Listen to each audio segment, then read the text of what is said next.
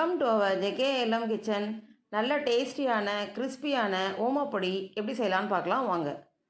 First time நம்ம சேனலை பார்க்குறவங்க சப்ஸ்கிரைப் பண்ணி பெல் பட்டனை கிளிக் பண்ணி ஆல் என்ற ஆப்ஷனையும் கிளிக் பண்ணிக்கோங்க. அப்போ தான் நான் போகிற வீடியோஸ் உங்களுக்கு உடனே நோட்டிஃபை ஆகும்.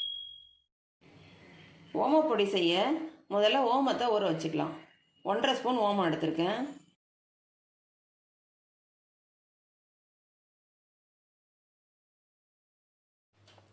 நாலு ஸ்பூன் தண்ணி ஆட் பண்ணிக்கலாம்.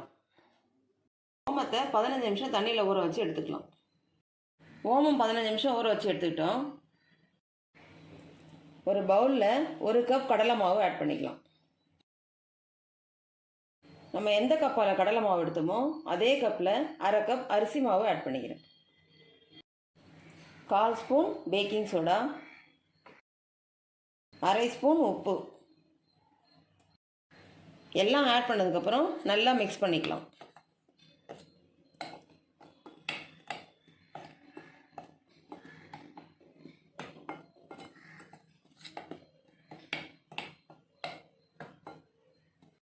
நல்லா மிக்ஸ் பண்ணிக்கிட்டோம். இப்போ 2 ஸ்பூன் நெய் ஆட் பண்ணிக்கலாம்.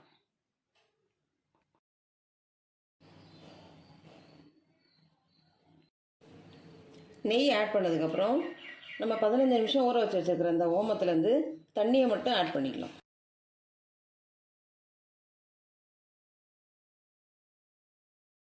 ஓமம் தண்ணி ஆட் பண்ணதுக்கப்புறம் நல்லா மிக்ஸ் பண்ணிக்கலாம்.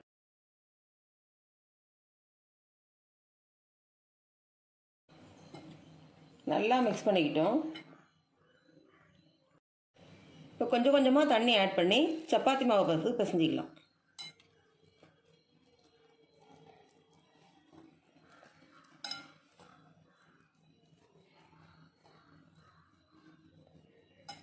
தண்ணி நம்ம பிசைகிற தண்ணி கொஞ்சம் லேசான சூட்டில் இருக்கணும்.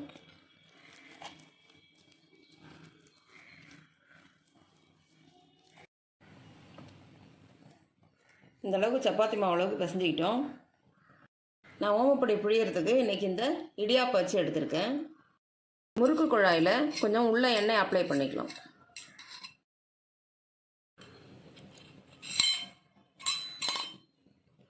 நம்ம பிசைஞ்சு வச்சுருக்கிற மாவை இந்த அளவுக்கு உருட்டி முறுக்கச்சுக்குள்ளே வச்சுக்கலாம்.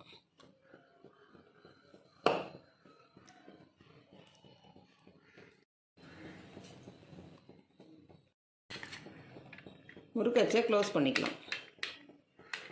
எண்ணெய் சூடானதுக்கப்புறம் ஸ்டவ்வை ஹை ஃப்ளேமில் வச்சுட்டு ஓமப்பொடியை புழிஞ்சிக்கலாம்.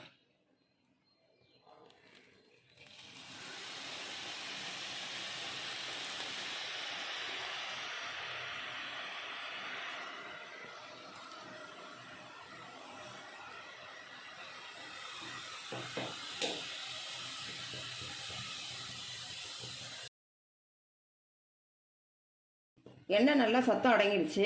இப்போ எடுத்துடலாம் ஓமப்பொடியை. இதே மாதிரி மீதி இருக்கிற மாவையும் ஓமப்பொடி புழிஞ்சு எடுத்துக்கலாம்.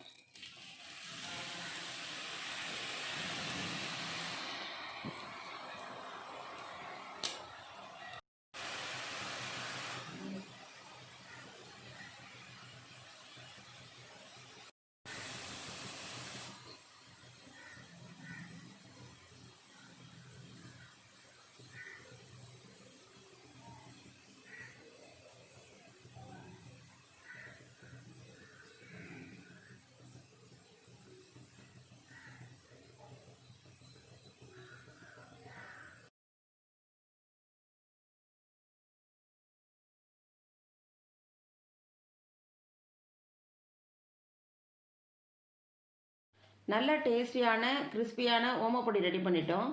இந்த வீடியோ உங்களுக்கு பிடிச்சிருந்தா லைக் பண்ணுங்கள், கமெண்ட் பண்ணுங்கள், ஷேர் பண்ணுங்கள், மறக்காமல் சப்ஸ்கிரைப் பண்ணுங்கள்.